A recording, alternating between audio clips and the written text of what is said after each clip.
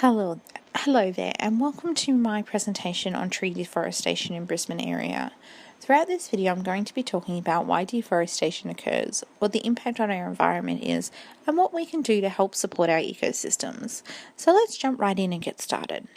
Most people have a basic understanding of why trees are important to the environment, but did you know that besides providing food and shelter to humans and animals, they also have a significant impact on other environmental conditions, such as wind speed, pollution, dust, UV radiation, soil erosion. In fact, areas with a high density tree cover have been found to be up to 5 degrees cooler than areas that have minimal tree coverage. It has also been suggested that tree placement can even impact the severity of floods. And given that Brisbane has had several major flooding events in the last 5 years, people are starting to wonder if we have removed way too many trees and if we're not replacing them adequately. So if the removal of trees is causing so many problems, then why are we still removing them? Can we not just stop removing them and start replacing them? Unfortunately, it's not as simple as that. Trees are removed for a variety of reasons, but perhaps the biggest one is for development or safety reasons. In the next 20 years, the council has forecasted an increase of over 1 million people in the local area, which will mean they'll need an additional over 600,000 dwellings to be constructed to support them. As well as an increase to housing, there will be a significant increase to utilities, roads and commercial buildings. So to start with, land will be cleared to make way for new infrastructure. And once it is in place, trees will be removed on a routine basis if they become unsafe. Some trees are removed because their roots have spread and are displacing footpaths or interrupting pipes that are used for water sewage, and others are removed because they become a hazard to power lines or are restricting the view of road users.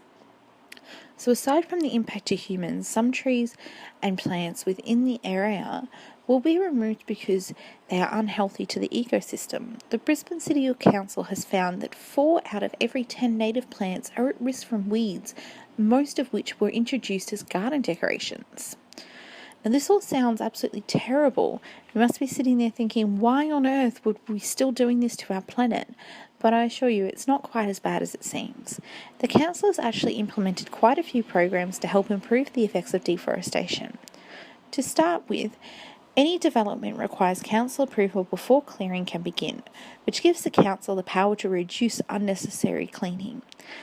They have also implemented the National Assets Law 2003, which gives them the powers to protect vegetation and control who can remove trees and what reasons trees can be removed. As well as obtaining control over tree removal, in the last 4 years, they have planted over 2 million trees that were specifically chosen to suit the conditions of the environment. They have 200 species of trees planted on the streets, which are all maintained by council to ensure the safety of the residents, and have attained over 500 hectares of bushland. Residents can also participate in tree planting events, gardening workshops and free native plants programs. And this is all a great start from the local council. However, there is more that can be done. They can introduce more wildlife movement solutions to help reduce the number of animals injured due to displacement from their homes, expand their free tree program to include people who don't own their homes, and provide more tree planting events and educational programs to help people understand the impact of certain vegetation within the ecosystems. Perhaps the biggest improvement that could be made is further development of rural resources. If governments place more money into improving jobs and essential services in rural areas, then more people will migrate away from the city, which would help reduce the need for more development in the city. So, what can you do to help? Well, it's actually pretty simple. You can start by planting a veggie garden or some flowers or a small tree within your yard. If you're not able to plant these trees in the ground, look for ideas on above ground gardens. There are plenty out there. You can join planting events in your local area or speak to your child's school or club about getting involved. This is a fantastic way to pass your knowledge on to the next generation. And if you don't know how to garden, seek out gardening programs or speak to your local member about what